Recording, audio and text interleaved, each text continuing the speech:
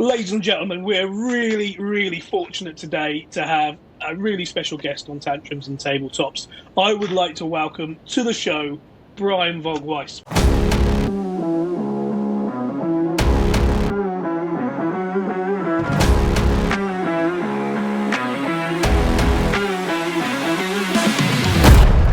Brian, welcome to the show. Thank you for having me, Russ. Very excited to be here. I love this topic. It's our pleasure. It's our pleasure. And today, folks, we're going to talk about Brian's work, some of the projects that he's been associated with that you might be familiar with. But we're also really here to talk about a mega exciting project that Brian's ushering into reality, a Kickstarter for the Expanse toy line. That's right, an action figure line based on the Expanse. We're talking about the TV show based on the novel series. There's a what else is there? There's a role-playing game out there. There's a graphic novel series out there. So the Expanse isn't going away, and we're going to see even more of it from this amazing Kickstarter that Brian's ushering in. So we'll get to that in a moment. But Brian, tell us a bit about yourself. Tell us about your sort of history in the entertainment industry. What led up to your bringing this Kickstarter to fans? Well, it's about 25 years of story. I'll try and do in less than 3 minutes, maybe even 2. Born and raised New York City. I got out to LA in 1998. I fell into comedy kind of randomly. I became a manager and I represented comedians almost exclusively.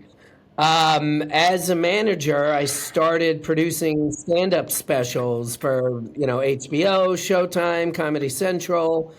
And then I saw a real opportunity because I realized a lot of these companies needed more stand-up than they could afford to make.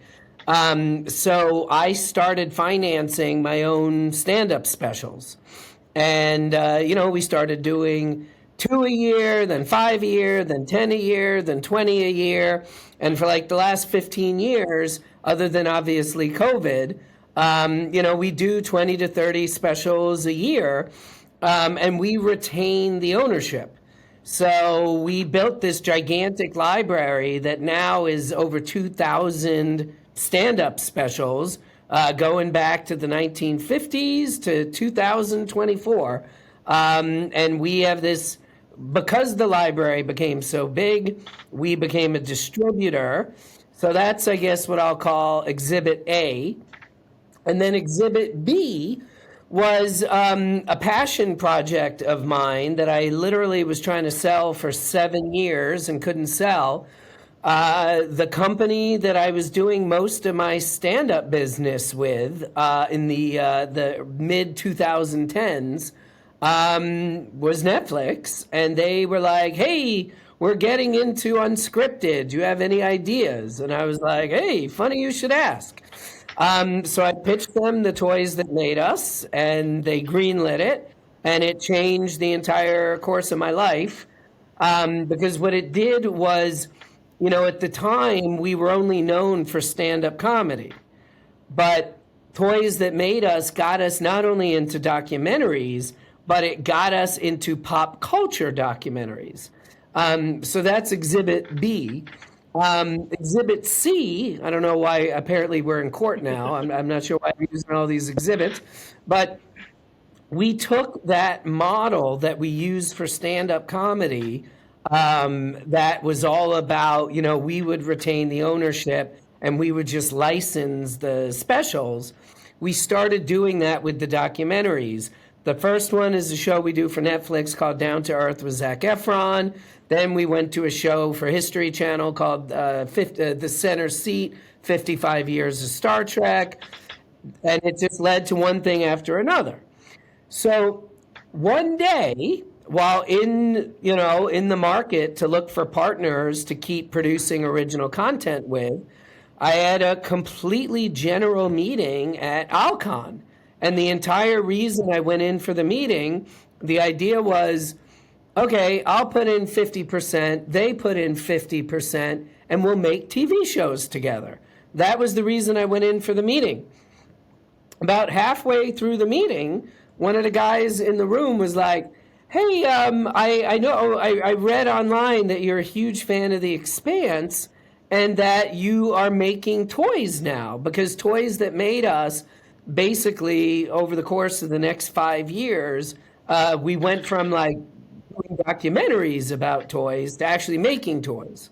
So I was like, yeah, we're making toys now. And he was like, well, you're a fan of The Expanse. You've become a toy manufacturer. Why don't you do both with us?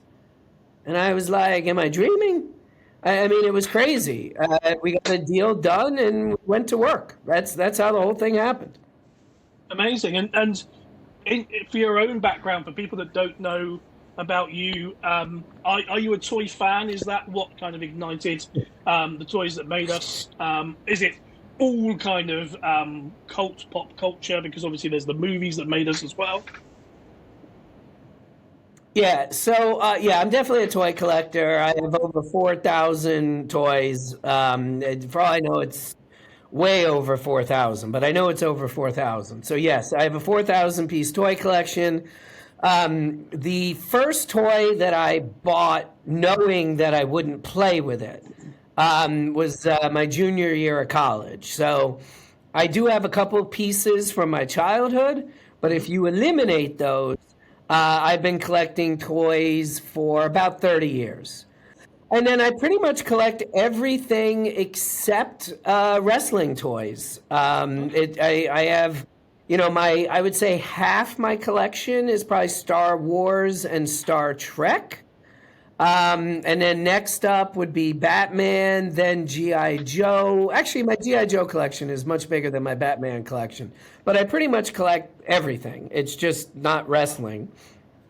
And you're absolutely right. Yeah, I'm a big pop culture junkie. And that you're absolutely right. You're doing a better job than me. Thank you. But that led to movies that made us, Icons Unearthed. We do Behind the Attraction for Disney Plus. So yeah, we're kind of a two-horse town. We do stand-up comedy, and then we do all the pop culture stuff. And now we're doing animation with RoboForce with Dwayne Johnson and $7 and Biker Mice from Mars with Ryan Reynolds and Maximum Effort. And those are both cartoons we have in production. Wow! So let's dive into that a little bit. There's two fairly major name drops there: Ryan Reynolds and Dwayne Johnson. Now we know Biker Mice from Mars. Sorry, say again. I said you noticed. I noticed. Yeah. That's some pretty significant talent you've got lined up there. Yeah, it's not too shabby. I'm pretty sure they're the number one and number two biggest movie stars of our time. But far be it from me to say which is which. But yeah, they're pretty well known. My 5-year-old knows them, and I'm pretty sure there's a lot of 80-year-olds that know them. So and everybody in between. So with those two properties in particular, now there's an interesting thing where obviously I'm here in the UK. Some properties that were huge in the US didn't quite make their way across the Atlantic. So we did have Biker Mice from Mars, but was RoboForce an animated series back in the day? Did that make it to screens? Yes and no. There was supposed to be a 52-episode show that got canceled when the pilot was halfway done. I have heard that pilot was finished and it aired a couple times, actually, ironically, in Europe. But that being said, for all extent and purposes, no. And I mean, RoboForce is essentially the Ishtar of the toy business. Just for some reason, it didn't get that credit at the time. But I mean, it was a disaster of such magnitude, it bankrupted the company that made it, and then some. Like, that's not even the end of the story, but yeah, it was a pretty big disaster. Wow. So that's quite exciting to see I mean, Biker Mice from Mars was a much bigger kind of phenomenon when it came out, and it certainly made its way over here. RoboForce much less so. And I think also as a toy line, it was kind of one of those things that maybe you saw it in a catalogue, but it was kind of several pages behind Transformers and G.I. Joe and Star Wars and those kind of things, Thundercats. So it's interesting you bring that up. The reason why RoboForce failed, and the reason why it was the biggest disaster in the history of toys that I'm aware of, is it was announced at Toy Fair on a Tuesday in 1983, and it got the biggest Toys R Us order for a first run toy ever, 2 million units. KB, a toy chain on the East Coast, $500,000 order. So then, of course, the question is, well, if they were so big, how come no one's ever heard of it, and how come it destroyed everything it touched? Well, the answer is on Thursday at that same toy fair, Transformers was announced. And the Toys R Us order went from 2 million to 250. KB went from 500 to 50,000. And it really was Transformers that decimated RoboForce. And by the way, the entire plot of RoboForce is based on that story. That the RoboForce in the cartoon start off as like the heroes, then this other company puts out a better robot, and then RoboForce ends up going from being heroes to like janitors. So it's art imitating life. So we've talked Biker Mice from Mars, we've talked RoboForce. I seem to remember Power Lords. Now that's another deep cut toy line. Yes. I remember I never saw them on toy shelves here in the UK. I saw them in catalogues. I remember being really intrigued by the design of the figures, that two-sided figure, but never ever owned one. So I'm intrigued to see you bring Power Lords to life. But what else is on your list to kind of license and to reintroduce? Could we be seeing Zoids, Visionaries, Centurions, Crossbows and Catapults, all those kind of great properties? There's very few questions you could ask that I'm not going to answer, like very few. I'd give you my ATM pin if you asked, but don't ask. But that question I cannot answer, and the reason is when people know what we're up to now, then everybody starts, not everybody, of course, but the non-Hasbros, the non-Mattels, the non-Legos, then it's like, because people see what we're doing now. And all of a sudden, if it's like, Nacelle is looking at this, then, a property that has not received an offer in 20 years, all of a sudden gets 5 offers in a week. So that question I got to be very, very careful with. So I take the fifth. Fair enough. And it's an interesting kind of world, the licensed property kind of world. If I think back to stories of when I guess Dark Horse first approached Fox about doing Aliens comics or Predator comics, initially my understanding was the license was almost kind of given away. Yeah, fine, no one's interested in this stuff. And then of course when you look at how the Aliens and the Predator comics really became their own entity and grew a life of their own, it's amazing what what the license owner, who maybe considers their property to be something that nobody's got any interest in, but actually with the right creative team behind and with a bit of imagination, can actually grow legs and become something quite amazing. So that's great. I'm really excited to see Power Lords come down the line. Have you got any timelines associated to any of those kind of Power Lords and RoboForce? This year is RoboForce. Next year is Biker Mice, and then we believe 2026 will, God willing, be Sectors. And then, it's tough because of our existing properties. I would then, after Sectors, probably do Cowboys and Moo Mesa. The problem is, because we are negotiating now for some other properties, if we get those deals closed, there's a good chance at least one of them could even possibly get ahead of Sectors. It's also worth mentioning, we're combining all of the IPs into a shared universe. So in RoboForce, there's Sectorians, there's citizens from Moo Mesa. There are definitely some Power Lords cameos, to put it mildly. There's a whole scene, a small scene, but there's a whole scene with biker mice from Mars. So that's one of the tricks we're using, is we're combining everything. And that's really interesting because they're not necessarily properties you would imagine kind of living in the same universe. So especially biker mice from Mars compared with Power Lords. But, it spans decades. So, like, Garloo was invented in the 60s, early 60s. Technically, I would even argue late 50s.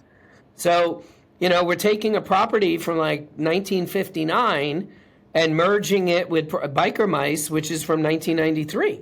So, yes, you're absolutely right. None of these things were designed to work together. But we're very lucky. We got to work with some amazing writers, and they were able to put this whole thing together. That's amazing. Let's talk about the Expanse, because that's what we're here to talk about.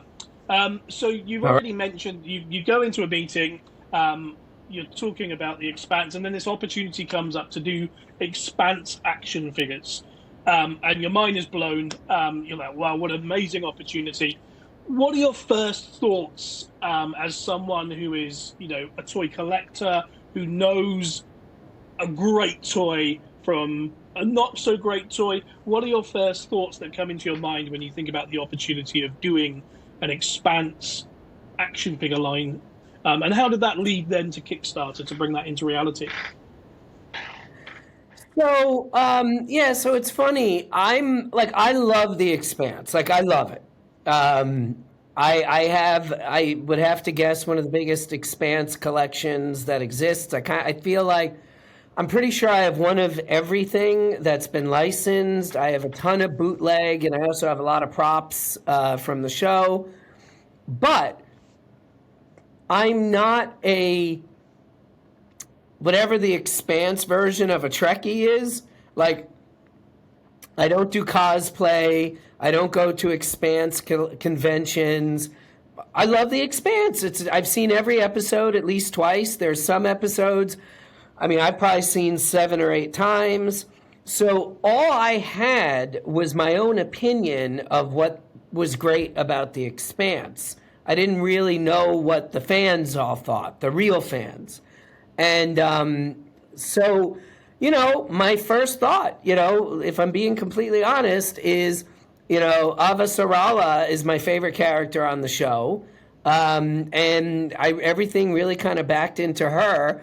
I love the moment where she shakes hands with Drummer in the final season that ends the war. Spoiler alert. Sorry, everybody. And then that led me to be like, oh, yeah, then we should do Drummer.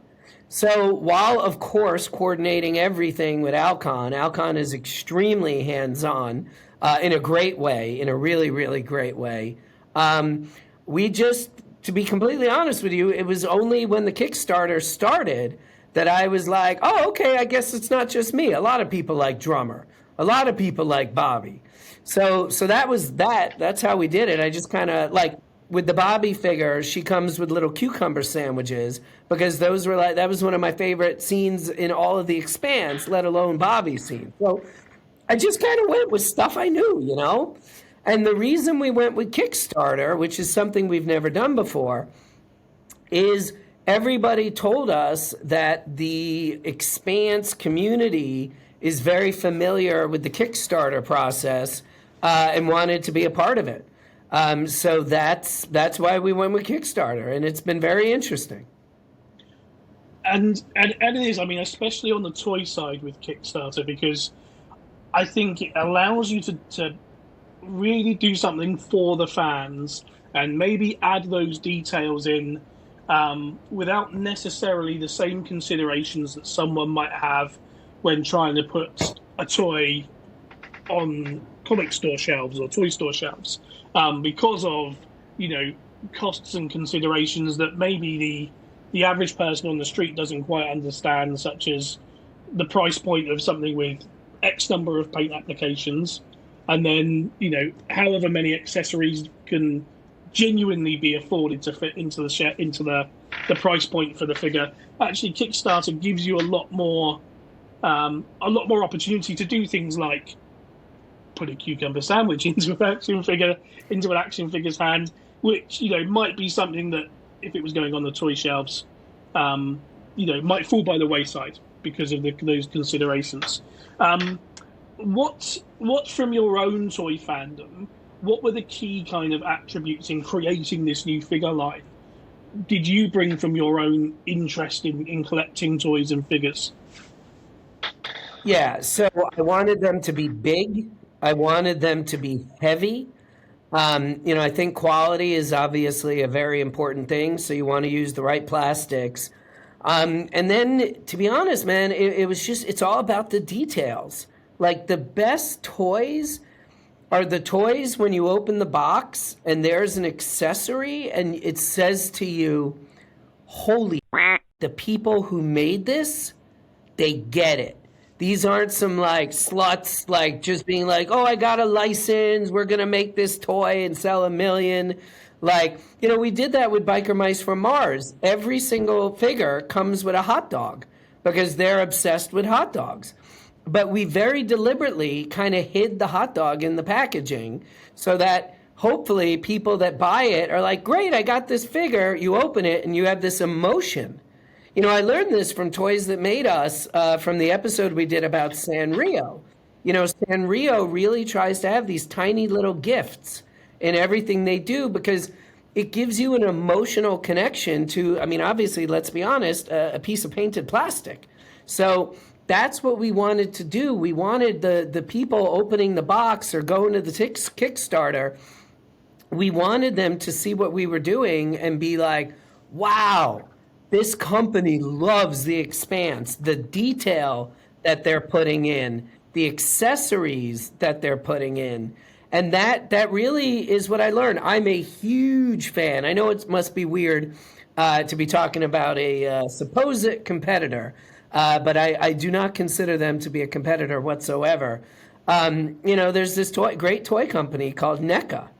And NECA makes beautiful figures, beautiful, at a very, in my opinion, and I know I'm going to get yelled at for saying this, but in my opinion, for a very good price point.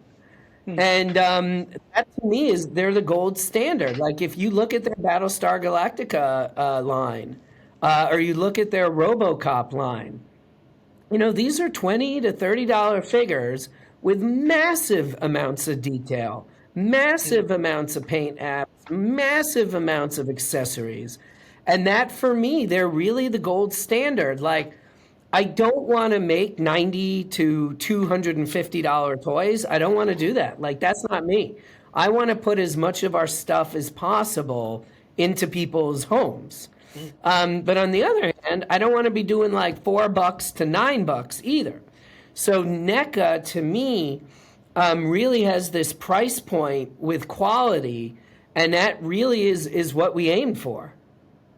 Yeah, absolutely. I'd agree with that. And also, there are some quite sort of deep cut licenses they go for as well. I just picked up a from Dungeons and Dragons figure, the War Duke figure. I don't know if you've seen that. Who was that? I think he was in the animated series, but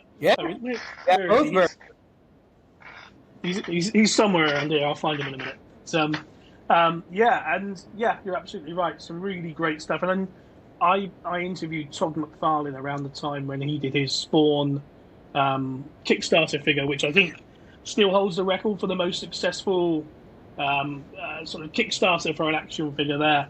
And again, I think those opportunities through Kickstarter really kind of expand and let you do the things like you've said that you just can't get on the toy shelf. So it's really exciting. By the way, McFarlane is another example. I don't know how he's making money. I got this. His Batman line is, it's the crazy. He's probably put out 400 Batmans. Like, not even the other characters. Some of these Batmans were in like 3 panels in one issue. And I would say I conservatively have 36 of them. And they're $20. I actually just bought this gorgeous 18-inch statue. I mean, it's the most beautiful Batman, I think, in my entire collection. It's $50. So, again, that's really the world we want to be in. We want to do super high quality at a very reasonable price. And that's what we're trying to do in particular with the Expanse. And so with the Kickstarter, tell us a bit about the Kickstarter process for these figures. Are we looking at rewards in the same way that you traditionally see with a Kickstarter, or is it all about the figures and delivering that sort of first wave? No, I mean there's a lot of upgrades. We're not doing like rewards, so to speak, but the idea is that hopefully we're going to get funded, and then it goes even further, and we get to make lots of the other stuff that we're doing. So I mean, we are very motivated. I mean, we want to make. Listen, I don't want to lose money, but other than that variable, like, it's not about the money. Like, we want to make a quality product that people have on their shelves or on their desks, even better. Like, I want to be on a Zoom with somebody one day, and see a little Naomi Nagata on her desk. Like that's what gives, at this point in my life and career, like that's really more valuable to me as a person than it is, selling a million billion widgets for $1 trillion. Now, don't get me wrong. When I was younger, I was all about a million billion widgets for $1 trillion. But now we just want to do quality work, and that gives people, joy. It's very important. It's funny. People are always like customer service.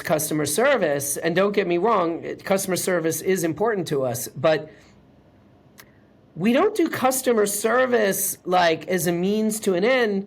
We do customer service because, and again, this sounds so cheesy and stupid, but like, we just want people to be happy. We got a DM a couple weeks ago where the guy was like, "Oh, I gave you my wrong address. I'm sorry.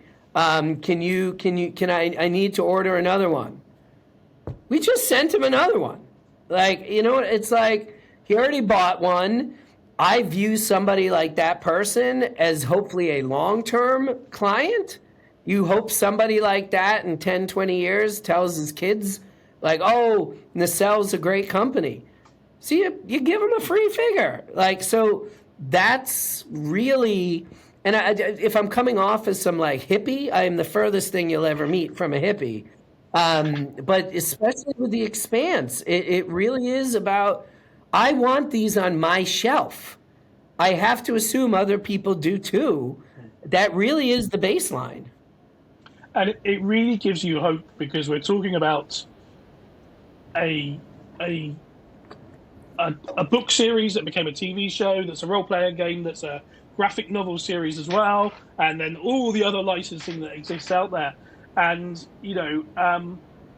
the fact that there is that fan base, that fandom that's kind of driving that interest and that can help realize action figures for a series such as The Expanse, it kind of gives you hope for, well, what else is out there? What else would people be interested to see? So we've got this first wave of Expanse figures. How many are there in the first set? 8. And then have you, maybe behind the scenes, got plans for an additional waves? It would be an exaggeration to call them plans, but I mean, listen, man, I wanted to do 16 figures. So wave 2, if there is a wave 2, would be the 8 that we haven't made yet. Absolutely. And I guess, going back to what else can be delivered by fandom in the sort of the crowdfunding sort of platform, we live in a world where you can buy or you can crowdfund a 6-inch scale G.I. Joe HISS tank that's this big, and a Dragonfly helicopter. I was going to say it ain't. So with that in mind, could we potentially, with fingers crossed and the hope that the Kickstarter's a terrific success, could we potentially see sort of some of the larger scale vehicles, accessories, maybe not vehicles, but certainly accessories and things like that? Yeah, absolutely. I mean, it really is cheesy, but it's true. The sky's the limit. We just need the Kickstarter to do well, and it's doing very good. But it needs to really blow past that number to get something like that. But if you're asking me, do I want to make vehicles from the Expanse? Is the Pope Catholic? Like, yeah, that we're doing our first vehicles right now for Biker Mice from Mars. We're doing the bikes, and I'm a real GI Joe guy. I can tell you are too from your tattoo, and I love GI Joe. I love the characters, but for me, it's the vehicles. I have probably 20% of, no, I probably have 15% of every GI Joe figure ever made from 83 to 92. I think I have pretty much every single vehicle ever made for GI Joe between those same years. So I love vehicles. So yes, the only thing that would make me more excited and happy than doing the Expanse figures would be to do the Expanse vehicles. Well, fingers crossed that our conversation today helps get the word to the masses and helps really drive us towards not only the realization of this first wave of really exciting, I'm trying to think of a better phrase than fan-friendly, but that's what it's all about. It's about the fans, this fan-friendly line of Expanse figures. But also, maybe one day, the vehicles too. So that would be a dream. Or go ahead, sorry. No, that's okay. So I was going to say, my last question for you, Brian, is what else? Well, two last questions. First one is, what else would you like to get across to the people watching the channel today about the Kickstarter, about the Expanse line that maybe we haven't touched upon? And then my second part to the question is, what can we expect from you next, whether that's crowdfunding, on the screen, what projects have you got coming up? So, I mean, the only thing I would say about the Expanse that I haven't really said yet while speaking with you is, I read comments. I think it's crazy for anybody who does what I do not to read comments. And, a lot of the comments I've seen that were like, head scratching, and I blame myself for this. There are a lot of questions like, oh, that just looks like a CGI render. So, we have warp speeded, getting what we call paint masters. Those are the hand painted sculptures, getting those out so everybody can see. But what I would just tell the fans is, if you look at the quality of all the toys we've made so far, you can see that quality is literally at the top of the list for what we do. If you want to see like, oh, what's a toy I could look at that would be similar to what you're going to make, it would be the NECA Battlestar Galactica.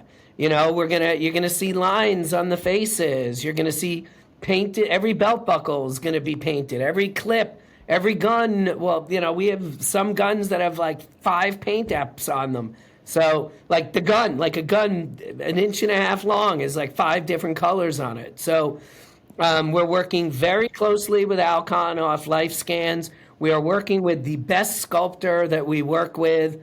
And there's going to be some surprises, so it's going to be a lot of fun.